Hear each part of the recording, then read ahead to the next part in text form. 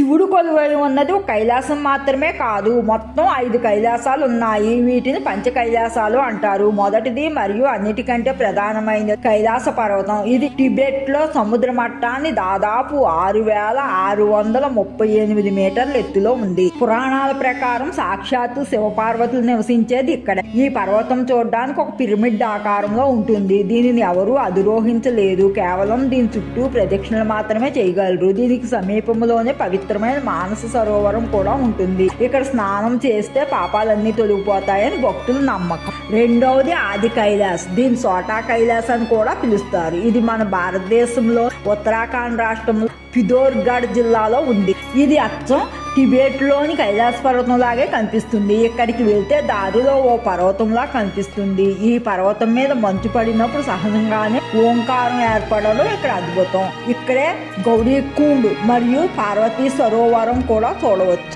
మూడవది కిన్నౌర్ కైలాసం. ఇది హిమాచల్ ప్రదేశ్ లోని కిన్నౌర్ జిల్లాలో ఉంది. ఇక్కడ దాదాపు 79 అడుగుల ఎత్తైన ఒక భారీ రాతి శివలింగం ఉంటుంది. దీని ప్రత్యేకత ఏమిటంటే సూర్యరశ్మి పడే కోణాన్ని బట్టి ఈ శివలింగం రంగులు మారుతూ కనిపిస్తుంది. పురాణాల ప్రకారం పాండవులు తమ అజ్ఞాతవాస సమయంలో ఇక్కడే నివసించారని చెప్తారు. నాలుగవది శ్రీఖండ్ కైలాసం.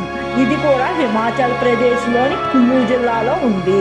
సముద్ర మట్టాన్ని 18,000 అడుగుల ఎత్తులో ఉండే ఈ శివలింగం ఒక భారీ బండరాయి రూపంలో ఉంటుంది. భస్మాసురుడి నుండి తప్పించుకోవడానికి శివుడు ఇక్కడే తలదాచుకున్నాడని పురాణాలు చెప్తున్నాయి. ఈ శివలింగం మధ్యలో ఒక చీలిక ఉంటుంది, అందుకే దీనిని శ్రీఖండ్ అని పిలుస్తారు. ఐదవది మణి మహేష్ కైలాసం. ఇది హిమాచల్ ప్రదేశ్లోని చంబా జిల్లాలో ఉంది. ఇక్కడ పర్వత పాదాల వద్ద అందమైన మణిమహేష్ సరస్సు ఉంటుంది.